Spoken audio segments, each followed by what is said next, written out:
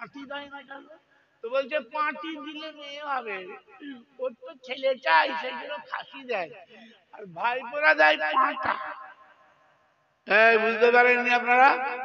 ভাইপো কারা বোঝেন না? যারা মুসলমানদের চাচা কয়, চাচা বলে না, চাচাজি কেমন আছেন না, ও চাচা চাচা এমন করে বলবে হাড় শুক্তি চলবে। কি বলছি, ঠিক বলছি না ভুল বলছি? হ্যাঁ, ঠাট্টা করে না, করে না? চাচা ওই ভাইপোরা ওরা পাঁঠা দেয়, বলছে তুমি পাঁঠা দিলে কেন? বলছে আমার পাঁঠা হবে। বলছে দেনেওয়ালা মালিক শুধু আল্লাহ, তিনি যদি কাউকে মেয়ে দেয়, কন্যা দেয়, তো তার ভাগ্যে ছেলে জুড়বে না, পুত্র সন্তান নাই। আর আমি যদি কাউকে পুত্র দিই, তার ভাগ্যে মেয়ে থাকবে না। আর আমি যদি কাউকে চাই, ছেলেও দেবো মেয়েও দেবো। বলুন সুবহানাল্লাহ। হিন্দু হোক আর মুসলমান, খ্রিস্টান হোক আর ইহুদি, এ সকলের জন্য। তাহলে দেনেওয়ালা মালিক শুধু কে? জোরে বলুন। আল্লাহ বায়ান দিলেন পারা নম্বর 25, সূরার নাম সূরা। আল্লাহ বলেছেন দিনের চলবে, দুনিয়াতে মাদ্রাসা চলবে, মক্তব চলবে, সূরা কমিটির মিটিং এর দ্বারা। কি ঠিক বলছি না ভুল বলছি? মসজিদের ভিতরে সূরা কমিটি তৈরি হয় না, হয় না? বলুন। আরে বলছেন না কেন? সূরা ছাড়া কোনো প্রতিষ্ঠান চলে না। তো বলে সূরা একজন এক নায়িত্ব প্রশাসন চালাবে, এরকম হবে না। এই জন্য হুজুর সাল্লাল্লাহু আলাইহি ওয়াসাল্লামের জমানার পরেই আবু বকর সিদ্দিক তিনি মাশওয়ারা সাপেক্ষে তিনি কি হয়েছিলেন? আমিরুল মুমিনিন। তারপরে আবু বকর সিদ্দিকের জন্য 6 জনকে জিম্মেদার বানিয়ে সুরা বানিয়ে দিলেন। তাদেরকে বললেন সকলের কাছ থেকে রায় নিয়ে ওমরকে বানিয়ে। কি ভাই শুনছেন? 3 নম্বর ফের বললেন যে এই সুরাওয়ালারা, এই আহলে সুরা, এরাই আবার উসমান রাদিয়াল্লাহু আনহুকে মাশওয়ারা করে ঠিক করেছে। কেউ নিজে আমির হয়ে, শুনছেন আপনারা, নিজেকে আমির বলে দাবি করা।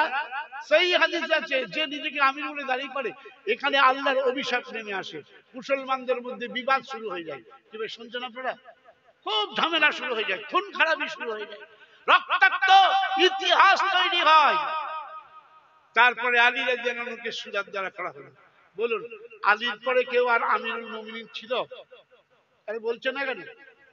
যদি কেউ বলে যে আমির ছাড়া কোনোদিন দিন চলে না, মিথ্যে কথা। হ্যাঁ, তারপরে রাজত্ব চলেছে, একটা রাজত্ব চলেছে ওদিকে কার? আমির মুআবিয়ার। আরেকদিকে আরেকটা রাজত্ব চলেছে ইয়াজিদের, আরেকটা রাজত্ব চলেছে অন্যজন। তারপর থেকে দেখা গেল যে রাজত্ব চলছে, বাদশাহী চলছে, আমিরুল মুমিনিন আর কেউ ছিল না। তো সম্মানীয় ইমানদার ভাইয়েরা, এই সূরা সূরার ভিতরে 50 নম্বর আয়াতে আল্লাহ বক্তব্য দিয়েছেন। এই বক্তব্যের মধ্যে কোনো ঝোল নেই, তার মানে কোনো দুর্বলতা নাই। কি বক্তব্য দেখুন, আল্লাহ নিজে বলছেন, ভাষাটাও তার আর কালামটাও তার, বক্তব্যও তার। হযরত মুহাম্মদ সাল্লাল্লাহু আলাইহি ওয়াসাল্লামের পবিত্র জবান, তিনি বললেন ইয়াহাবু লিমান ইয়াশাউ ইনাসা, আমি যাকে ইচ্ছা তাকে শুধু কন্যা সন্তান দান করি, শুধু মেয়ে হয়। আর দেখো হযরতে লূত আলাইহিস সালাতু সালাম একজন বড় নবী ছিলেন, আর সেই নবীকে আল্লাহ শুধু এক পাল মেয়ে দিয়েছিলেন। বুঝুন তো, এক পাল,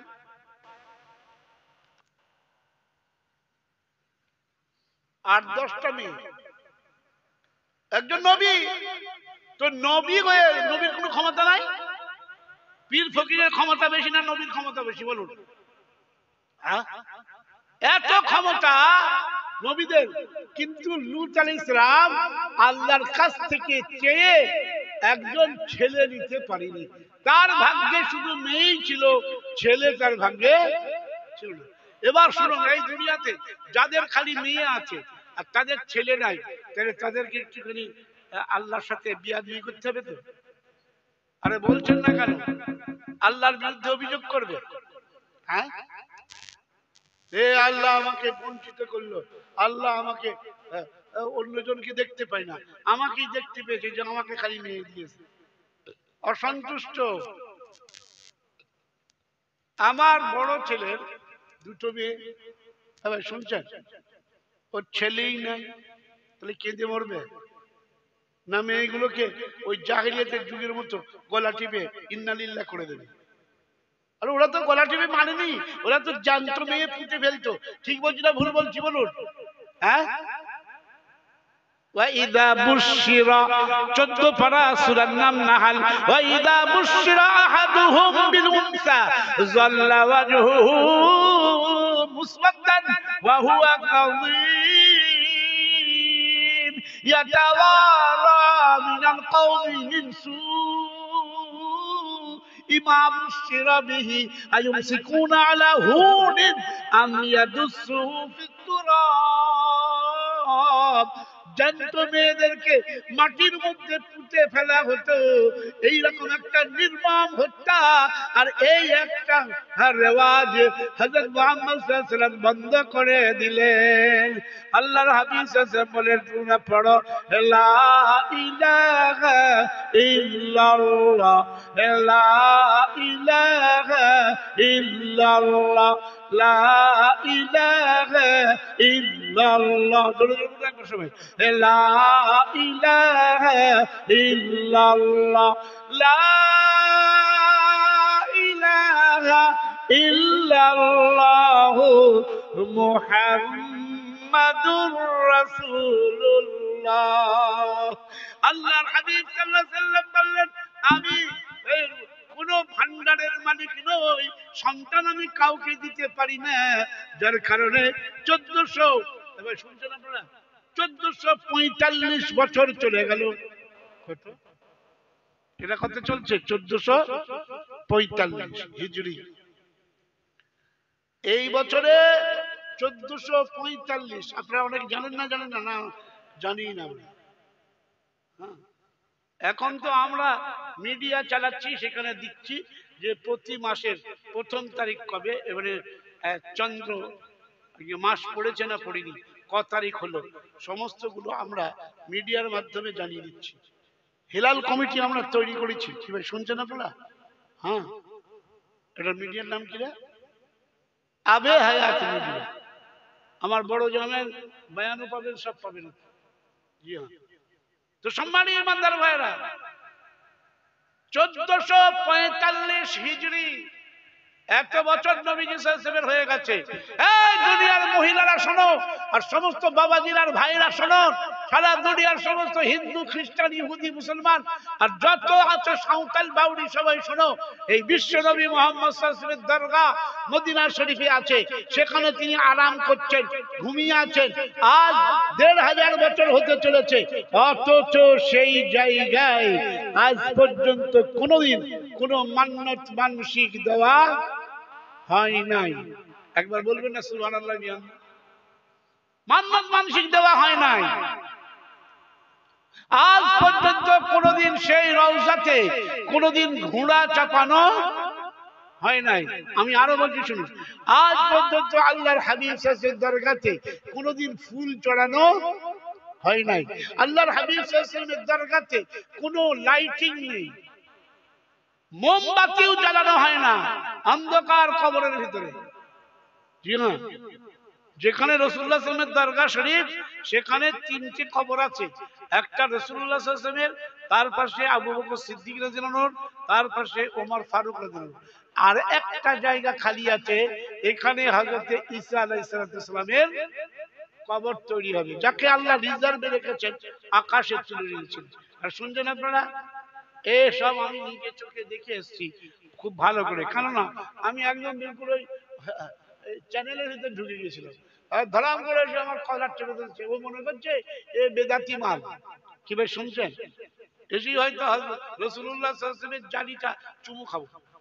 তো আমি সঙ্গে সঙ্গে বললাম, শেখ, হ্যাঁ, ইয়া সাইয়্যিদি লাস্তু আনা মুবতাদিয়ান, আমি বিদাতি লোক নই। লা আমসুহা ওয়ালা উকাব্বিলুহা, আমি স্পর্শও করব না, হাত দিয়ে ছুঁয়ে চুমু খাবো না, আর সরাসরি চুমু খাবো না। আপনার কাছে আনা হিন্দি সুয়াল, একটি প্রশ্ন আছে। আমার নবী সাল্লাল্লাহু আলাইহি ওয়াসাল্লামের রওজাতে চাদর চড়ানো হয় কি? বলে এসো এসো এসো, একদম কাছে নিয়ে যান। বুঝতে পেরেছেন? সঙ্গে সঙ্গে ওদের যে বড় মুফতি সাহেব, সে আর একজন মুফতি সাহেবকে দিয়ে বললো, এই লোকটা কিছু প্রশ্ন করতে, তুমি তো আরবি বলতেছে। আমি বললাম, হ্যাঁ, আনা তাআল্লামতুল আরাবিয়া, আনা খারীজ মিন দারুল উলুম দেওবন্দ। ওরা দেওবন্দ চেনে? সুবহানাল্লাহ। হ্যাঁ, আমি দেওবন্দ থেকে পড়াশোনা করেছি, আমি সেখান থেকে ফারেগ হয়েছি।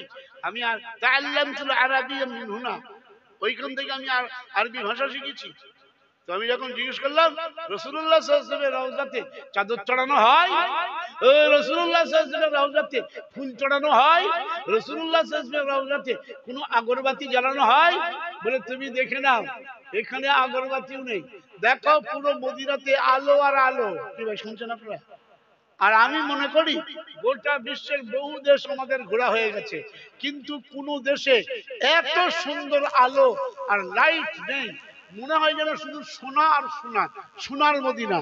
আর এত দামি দামি লাইট। কি ভাই, শুনছেন? আরে মানে দেখলে আপনি মাতোয়ারা হয়ে যাবেন। বুঝতে পেরেছেন? হ্যাঁ, আর একবার নয়, দুবার নয়, আমি 14 বার গেছি। কবার? 8 বার হজে গেছি। বুঝতে পেরেছেন?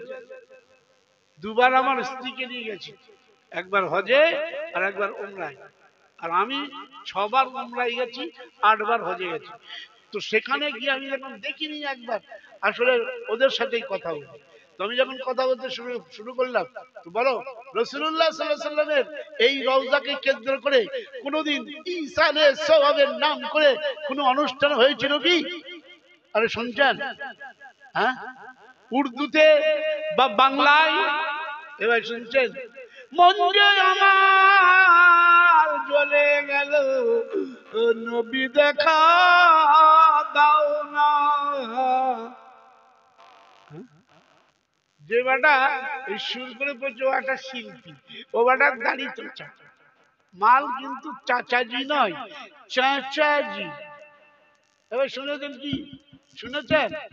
এ সুন্নতি না বিদাতি? হারাম কাজ করছে, প্রতি মুহূর্তে দাড়ি চাঁচে। তো দাড়ি যে চাঁচায়, ও চাচাজি। আর যে দাড়ি চাঁচে না, ও কি? চাচাজি, চাচাজি।